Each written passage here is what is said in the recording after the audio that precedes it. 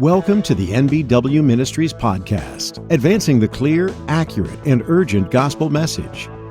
Your host, Dr. J.B. Hickson, is an author and pastor who provides commentary and insights on current events through the lens of Scripture.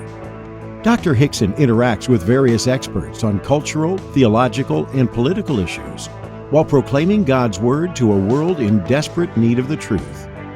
If you enjoy today's podcast, be sure to forward it to others. And now, here's your host, J.B. Hickson. Well, hello folks, it's J.B. Sitting here in my studio beneath the sky, nestled neatly under the tall timbers of colorful Colorado. Time for another My Thoughts Thursday. It's Thursday, August 20th, 2026, and looking forward to our discussion today. It's going to be a lot of fun. I'm going to, instead of doing a Bible or theology topic like sometimes we do, we're going to get back into the conspiracy realm. And I've had a lot of people ask me recently, what is predictive programming? Or not necessarily ask me what it is, but it's come up in conversation, or I'll use the term and they'll say, what do you mean by that exactly? And it really is a key part of the Luciferian agenda. I've addressed it extensively in my Spirit of the Antichrist series, but I thought I would create this short, succinct My Thoughts Thursday sort of summary of it, explaining what it's all about. And this, hopefully you can use this to spread the word, to send it to others, to educate them about it. I know many in our audience understand what predictive programming is and how it plays into the Luciferian agenda, but some of you don't, and even if you do, maybe you need a refresher course. So I'm going to break it down, try to keep it as simple as possible, and I'll start by defining what it is. But that's our topic for today, for My Thoughts Thursday, predictive programming. But first, a couple of housekeeping items. I want to remind you that we've got Crossfire Friday tomorrow. Morgan and I are going to have an engaging conversation about Calvinism. That ought to be fun. I have no idea what we're going to talk, how it's going to go, but it's already preordained, so obviously we really don't have any choice in the matter. But anyway, then on Sunday, I'll be in the pulpit again at Plum Creek Chapel. We've got our prophecy update at 8:30. That's live streamed through our website, our app, and our YouTube channel. And we also will post the prophecy update on Monday as our podcast if you're not able to join us live. And then our worship service is at 10 o'clock Mountain Time. And I'll be continuing my study of the Gospel of John. And so I encourage you to tune in for that, 10 o'clock Mountain Time, again, through our app or our website or through our YouTube channel.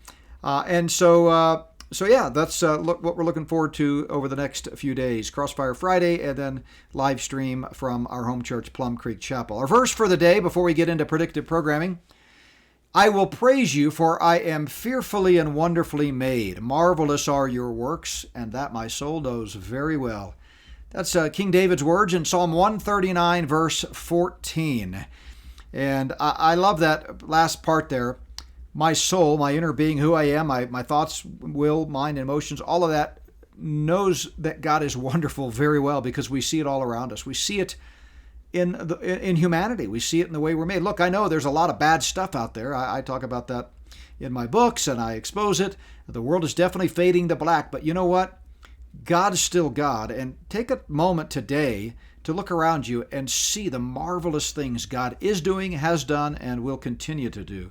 He is God, and we should praise Him, for we're fearfully and wonderfully made. Marvelous are your works. All right, here we go. Predictive programming. To set the stage before I define what predictive programming is, I want to show you a short, about 3 minutes or so, montage from the 1997 Bond film, Tomorrow Never Dies. And I think this really sums it up. So many things that it talks about in here that are, predictive programming, one right after the other. You may be familiar with the movie Tomorrow Never Dies. It stars the indisputable best Bond ever, Pierce Brosnan, in my view, and many others anyway, Pierce Brosnan. And it also stars Benny Hinn. No, not really, but that does look like Benny Hinn. When I got this picture from his IMDb page, which this is Jonathan Pryce, but I thought, boy, that looks like Benny Hinn, doesn't it? So I just couldn't get that image out of my mind. No, it's not Benny Hinn. It's Pierce Brosnan and Jonathan Pryce. And I want you to pay close attention to this clip, because the plot of Tomorrow Never Dies plays like it were happening right now.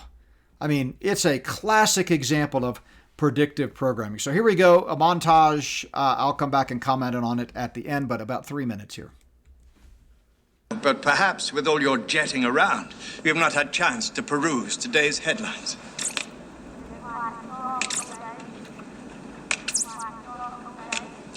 I rather like the last one. It isn't even mine. I never believe what I read in the press anyway. Therein lies your problem, Mr. Bond. You see, we're both men of action, but your era and Miss Lynn's is passing. Words are the new weapons. Satellites, the new artillery. And you become the new Supreme Allied Commander? Exactly.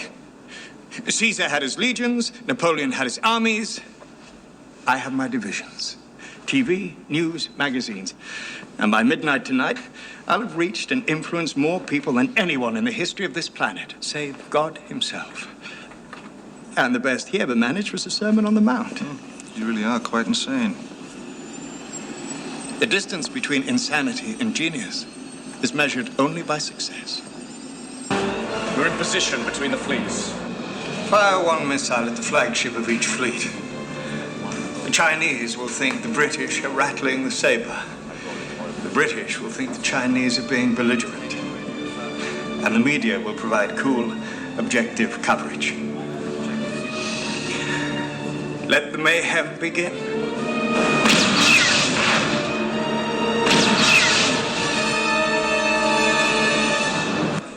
What you're about to witness, Miss Lynn, is not so much a missile attack, but the launch of a new world order.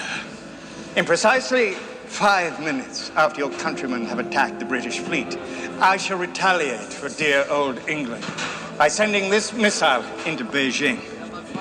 But General Chang has just called an emergency meeting of the Chinese High Command. Unfortunately,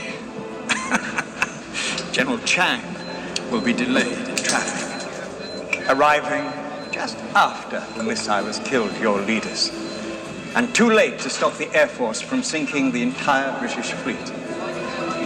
But he will be just in time to take over the government, negotiate a truce, and emerge as a world leader with the Nobel Peace Prize. And what do you get? Me? Oh, nothing. Just exclusive broadcasting rights in China for the next 100 years. How romantic. Don't you realize how absurd your position is? No more absurd than starting a war for ratings. Great men have always manipulated the media to save the world.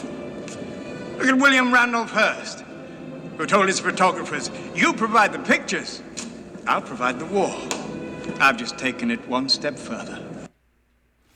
Wow. The reason I chose that montage and put those clips together is, first of all, it kind of provides a plot dump in case you haven't seen the movie, Chinese versus British, but it has one example after the other of predictive programming for what's going to happen. I mean, for example, the line, let the mayhem begin. I mean, indeed, the mayhem that will usher in the New World Order is already underway, but it also is predictive programming about predictive programming. I mean, it's amazing. They sort of give you the script for what they're doing. You know, the media will provide cool and collective, coverage of this false flag. By the way, false flag is another key theme, and they come right out and talk about it, right? They're going to make the Chinese think the British did, the British think the Chinese did it, and next thing you know, there's this war. False flags, if you don't know what that is, I have a whole chapter on it in Spirit of the Antichrist Volume 1, but it's basically a technique in war that goes back centuries where you fake an attack on yourself. You attack yourself and blame it on the enemy, and that gives you then supposedly the moral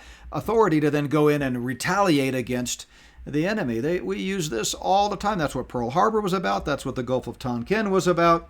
But several other quotes here.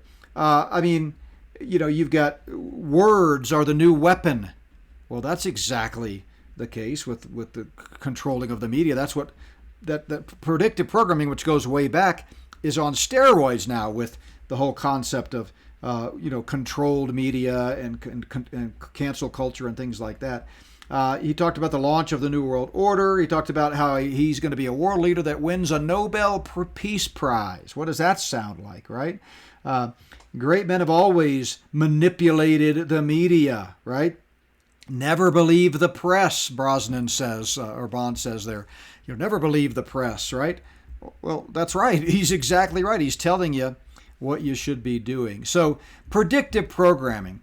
One of the ways that Satan uses Hollywood and the Hollywood industry is through its pervasive predictive programming. They don't call television shows which we watch programs by accident. So what is predictive programming? Well, it has several different aspects, but at its core, it's essentially using the media in all of its various forms to advance the Luciferian agenda. More specifically, they have a credo, an internal code, the Luciferians do, according to which they always have to tell the world what they're going to do before they do it. And they do this in subtle ways, in plain sight, but in so subtle ways that few people seem to notice.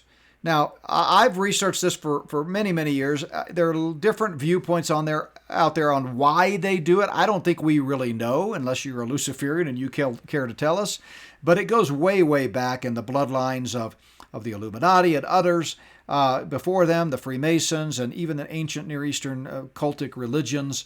My best guess as to why they have to tell us what they're going to do before they do it is because they like to sit back and laugh when a crisis happens that was symbolically or secretly revealed previously. And they just say, ha, ha, ha, you should have seen this coming, as they tauntingly exclaim and high-five one another between sips of blood. I mean, that's just what they do. And so it's a credo. They have to tell us what they're going to do. You never can tell until you look back and connect the dots and see the pieces and put the pieces together. But Satan and his Luciferian earthly co-conspirators, they love darkness. They love shrouding things in mystery. They love symbolism. They love doing things secretly in ways that only they can see. That may be the crux of it right there. It's just that they know something we don't. And when these movies are playing, the audience is mesmerized, enjoying the moment, and there, if two Luciferians were sitting in the theater, they'd be giving each other knowing glances like, yeah, see, they're not even picking up on what we're throwing down here, right? So Satan loves darkness. Go back to John 3. I just mentioned this verse this past Sunday. But evil thrives in the dark. Jesus said, this is the condemnation, that light has come into the world, and men loved darkness rather than light, because their deeds are evil. For everyone practicing evil hates the light and does not come to the light. Isaiah 5:20 says, woe to those who call evil good and good evil, who put darkness for light and light for darkness. Paul said in Ephesians 5, have no fellowship with the unfruitful works of darkness, but rather expose them. And in 1 Thessalonians 5, verses 5 and 6, Paul said, we're all sons of the light and sons of the day. We're not of the night nor of the darkness. Therefore, let us not sleep as others do, but let us watch and be sober, right? Rather than come right out and tell us their secret plans, the Luciferians love to hide them in subtle screenplays and scripts and shows and fictional storybooks and novels and any other avenue of the media. Now, there are lots of books and documentaries available out there that expose examples of this type of prior revelation or predictive programming. And I'm only going to have time to show you a few of them, but I want to begin with one that I think is the most stunning because it relates to 9/11. And as you know, if you know my story, that's what woke me up to the reality, is realizing that I had been lied to and duped about the official narrative of 9/11. And a big part of that narrative was that nobody possibly could have predicted. It was such a brilliant plan by these masterminds, allegedly, to use commercial aircraft and fly them into the World Trade Center towers and elsewhere, that no one could have seen that coming. No one could have possibly predicted it. In fact, as I'm going to show you in a second or tell you, they actually used that phrase. No one could have predicted this. Well, what's crazy, folks, is that an episode of The Lone Gunmen, the first episode of this new series, which was a television spin-off of the popular series The X-Files, does just that. Now listen, it was called The Lone Gunmen. It aired in 2001 on the Fox network. The first show aired in March of 2001. 6 months before the events of 9/11. And by the way, if that's when the first show aired, they were working on it for months, if not a year or more in advance. But again, it features the characters from the X-Files. And the first episode in the series, again, which aired in March of 2001, was titled Pilot. It's not the pilot of the series, like a trial show that they want to try to get picked up by one of the networks. No, it was actually the first episode. I forget how many episodes it had. I want to say it was 7. Don't quote me on that, but it was a fairly short-lived, only had 1 season. Makes you wonder what the purpose of it really was, because it was well-liked, by the way. But anyway, the first episode, which aired in March of 2001, was entitled Pilot.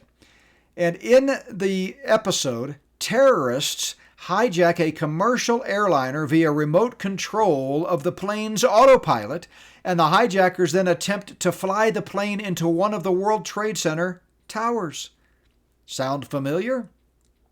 And again, this was 6 months before the terrorist attacks of September 11th, 2001. So in the aftermath of 9/11, this is why this bothers me so much and why it relates to predictive programming.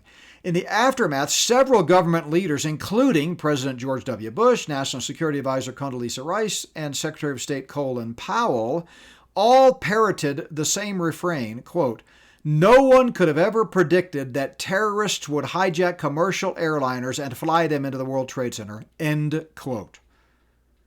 No one could have predicted it?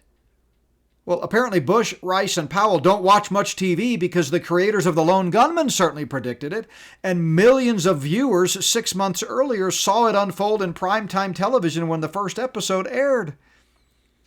I mean, it's crazy. I would love to meet one of these leaders. Of course, Colin Powell's passed away, but Condoleezza Rice is part owner of the Denver Broncos. I assume she's in Denver from time to time. I see coverage of her on football games sitting in the stands. I'd love to meet her, and I just want to ask her, I want to give her her quote, because she said this. They all said it at various times in news interviews.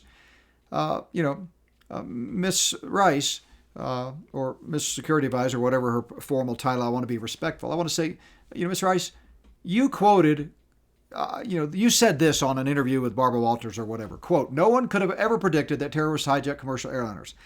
Ma'am, I'd like to know how you can say that, since 6 months earlier, the creators of a television show predicted it, and millions of people saw it unfold on television. How can you say nobody could have predicted this? I mean, we're supposed to have the brightest minds in the world in the military protecting this country. And it's not like they want the official narrative to say this was a brilliant plan. Who would have thunk it? Well, anybody could have thought of it. So much so that it became part of a script. Well, I think that's the rub. It was not just a well-written script. It was predictive programming. And for those who are paying attention, they saw it coming. But that's not the only Hollywood prediction of this kind of thing. It's fairly common, actually. Something shows up in a script first and then later occurs in real life. The Simpsons is very famous for storylines in their shows with bizarre plot twists that become reality years later, including, by the way, the 9/11 terrorist attacks, which Simpsons predicted way back in 1997. But there are lots of them. In 1993, an episode predicted Siegfried and Roy's tiger attack. Well, that came through 10 years later in 2003. Also in 1993, the pandemic and the murder hornets. Remember those around the time of the pandemic? Well, that came true in 2020, 27 years later. In 1995, an episode of The Simpsons showed the Shard skyscraper in London 17 years before it was built. Again, it makes you wonder. I mean, it wasn't built until 2012. This was 1995. Makes you wonder what they know that we don't. Where are they getting their information from? In 2016, Donald Trump was elected. Well, they predicted that back in 2001. It was the plot of an episode of The Simpsons.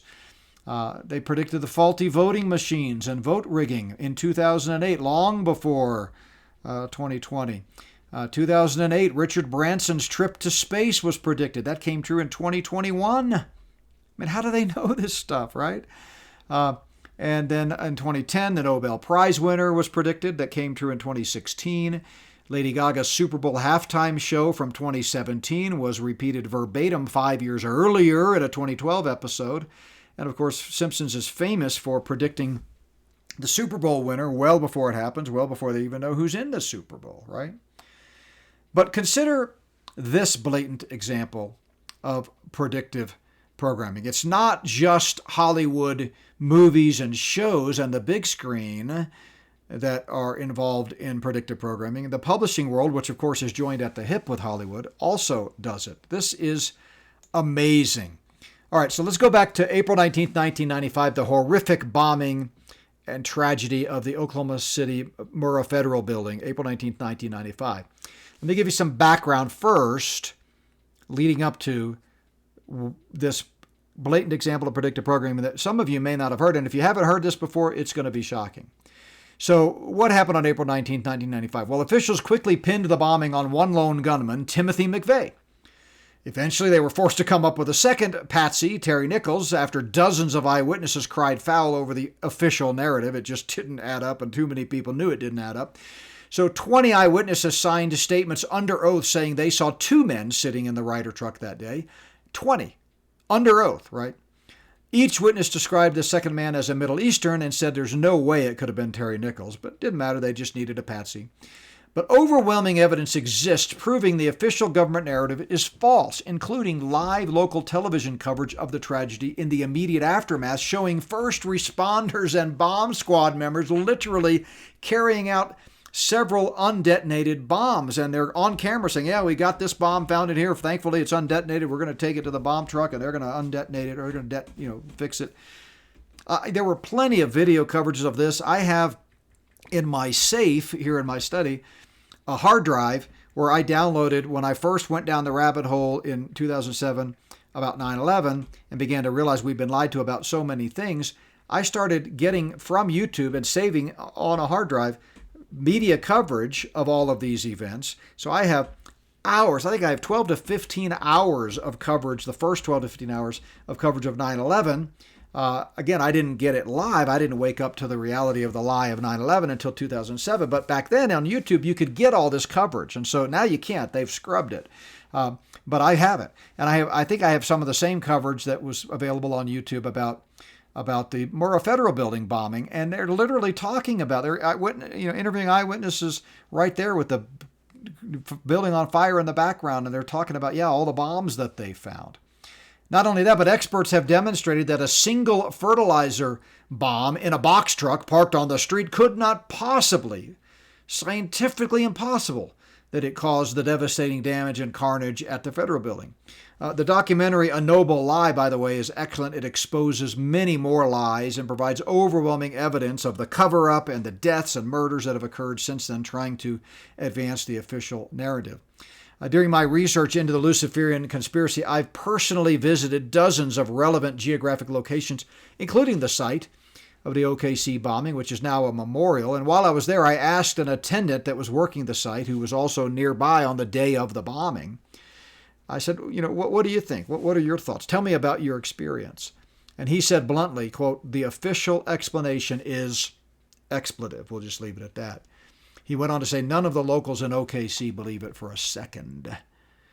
Okay, why do I go into all the detail about the OKC bombing and how does that fit into predictive program? Well, it gets really strange. Watch this. So the governor of Oklahoma at the time was Frank Keating.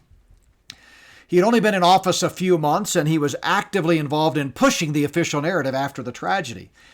Frank Keating was a former FBI agent who had been a high-ranking official in the U.S. Department of Justice during the Reagan and first Bush administration. So he becomes governor of Oklahoma. Shortly afterwards, the bombing happens in April 19, 1995. Well, just months before the bombing, notice I said just months before the bombing, Frank Keating's brother, Martin Keating, whose resume, by the way, also includes working for several government agencies, finished writing a novel entitled The Final Jihad. It's still available on Amazon. Now, why is that significant? Remember, I said he finished writing the novel months before the events of April 19, 1995, and he had been working on it for quite some time before that. Well, that's very significant because you know what the plot of Martin Keating's book, The Final Jihad, is? Well, it's about a domestic terrorist whose name was Tom McVeigh, you can't make this stuff up, who blows up a federal building in Oklahoma City. just like the real Tim McVeigh did, allegedly, right? I mean, you can't make this stuff up. And then it gets even eerier. Like the real Tim McVeigh, one of the terror suspects in Martin Keating's book is apprehended during a routine traffic stop by an Oklahoma State trooper because he had a broken tail light, which, if you remember the official story, that's exactly the way they say Timothy McVeigh was stopped. And as in real life, the trooper in the book doesn't have any idea that there's more significance to this traffic stop. He thinks he's just stopping a guy for a broken taillight. Tom McVeigh, Timothy McVeigh, broken taillights, bombing of a Oklahoma City federal building in downtown Oklahoma City. I mean, is this just coincidence? I don't think so. Martin Keating, by the way, had unique access to government intelligence agencies and clandestine terrorist groups. His brother Frank Keating, as we mentioned, is a former FBI assistant. He was also Assistant Secretary of the Treasury. He had supervised Secret Service, U.S. Customs, and ATF officers. He once headed the U.S. Navy's worldwide foreign intelligence collection operations and counterintelligence activities. I mean, this family's roots go deep into the intelligence industry. And if that's not enough, I wonder if the author section of the Amazon page for Martin's book, The Final Jihad, I haven't checked it lately, but this is a direct quote from Amazon.com, the Final Jihad page, where they have the author section describing Martin Keating. Listen to what it says. Quote, Martin Keating, I'll just read it as is. Quote, introduced to the intelligent community through generations of family involvement, Martin Keating knows intimate details of what the rest of us can only imagine. Armed with first-hand knowledge of explosives and of chemical and biological weapons, Keating accurately reveals what the highest government officials have known, feared, and covered up for much too long. Wow, he accurately revealed what the government's covered up 6 months before it happened? Yeah, that's really, really telling. So, again, classic predictive programming.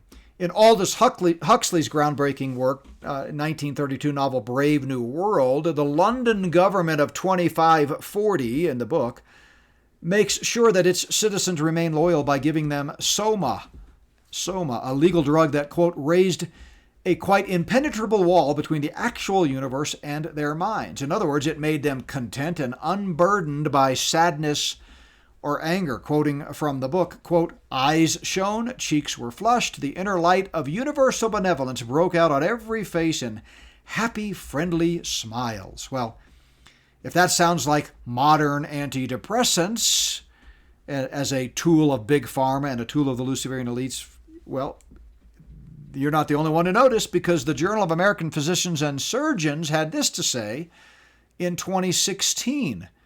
Quote, Huxley's novel set the stage for our love affair with mind-altering pharmaceuticals. Yep, it sure did.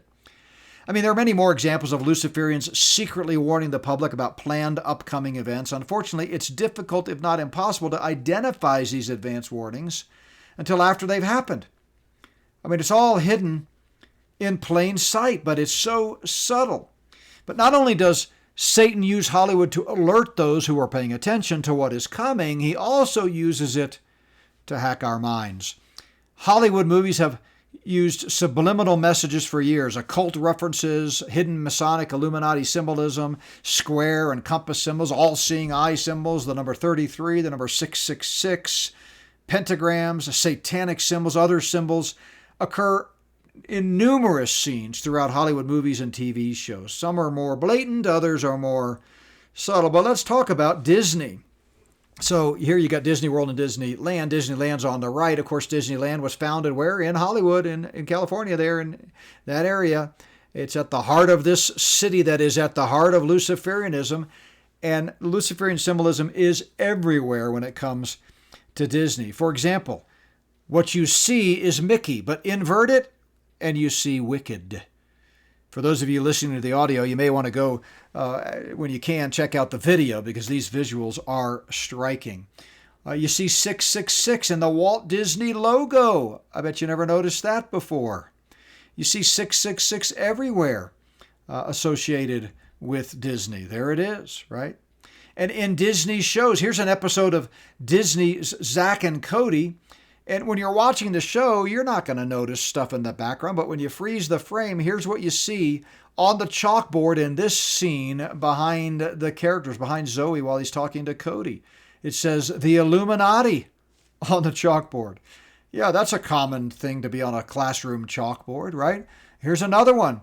The Disney animated show, where the eye chart in the background spells out, "Ask about Illuminati." I mean, you can't make this stuff up, right? So the Luciferians sit in their dark, smoke-filled rooms, drinking blood, going, "Well, we told you to ask about the Illuminati. Why didn't you ask about the Illuminati? We told you we were part of the Illuminati. We told you to ask about the Illuminati. Why didn't you ask about the Illuminati?" And of course, nobody even notices it. They thought, it's just an eye chart. Well, you stop and look at it. It's not just an eye chart. Here's an Illuminati all-seeing eye on Goofy's skateboard. Look, they are hacking minds. They are programming, marginalizing, conditioning, all of it. Part of their Luciferian credo. In a March 12, 2025 article entitled, quote, "The Psychology of Sound, Hack Their Minds with Music," it's a fascinating read about how biohacking music can uplift your mood, mind, and energy. Oh, you think? We've been talking about that for quite some time here on the NBW podcast. Go back and check out episode 1283 entitled, "Oh, Be Careful, Little Ears." In any of our podcasts with Brian Perkins as our guest. I love Brian. We sell his book, Hacking Christian Minds. I think we still have some in stock. You should pick it up if you haven't already. In fact, we need to get Brian back on again. But yeah, this is nothing new. It is a battle for the mind. 2 Corinthians 10, 4 and 5 says, "For the weapons of our warfare are not carnal, but mighty in God for pulling down strongholds, casting down arguments, and every high thing that exalts itself against the knowledge of God, bringing every thought into captivity to the obedience of Christ," bringing every thought into captivity.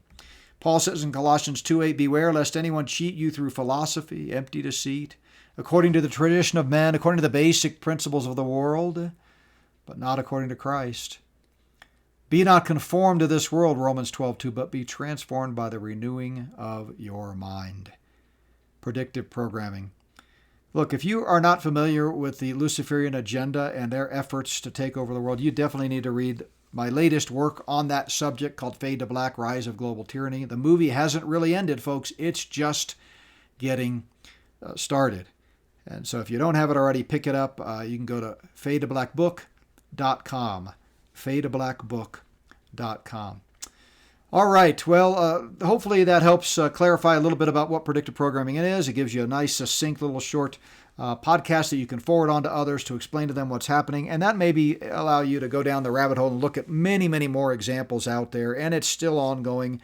You know, Wendy and I love to go to movies, and you might think that's bad, but look, it's just a date night for us. It's been our thing for a long time. We have some popcorn, we sit and enjoy the movie. But whatever it is, we'll sit there and elbow each other and give knowing glances to each other when something awake happens on the movie. That's what we call it, something awake. It sort of is a nod to the bigger agenda, and we see it. Not always, but we see it. All right, let me close out by reminding you of a couple upcoming events. September 18th and 19th, Cami, Idaho, Pine Ridge Baptist Church with Mondo Gonzalez, Joe Hawkins, Billy Crone. It's going to be a great conference. September 18th and 19th. Check it out on our website. If you're going to be there, come say hello. And then right after that, we hit the high seas with the According to Prophecy Alaska cruise hosted by Don Perkins and According to Prophecy Ministries with Tom Hughes and myself. Going to be a great trip. Not too late to sign up. So if you have a passport and you decide at the last minute, hey, I think I want to go, reach out to the number on our website or scan that QR code. And I know the good folks at Paradise Travel would love to get you signed up to join us for a great week of fellowship and study of the Bible prophecy and seeing some great sights. And I'm sure looking forward to making some new friends during that week on the high seas. All right, there you go. That's what I think about predictive programming. Join us tomorrow for Crossfire Friday, and don't forget to tune in next week for another My Thoughts Thursday. God bless you, everyone. This has been the NBW Ministries podcast with Dr. J.B. Hickson. You can learn more about NBW by visiting notbyworks.org or through the free NBW Ministries app, available in the App Store or Google Play Store. Thanks again for listening, and remember, it's not by works of righteousness we have done, but according to his mercy, he saved us. Titus 3, verse 5.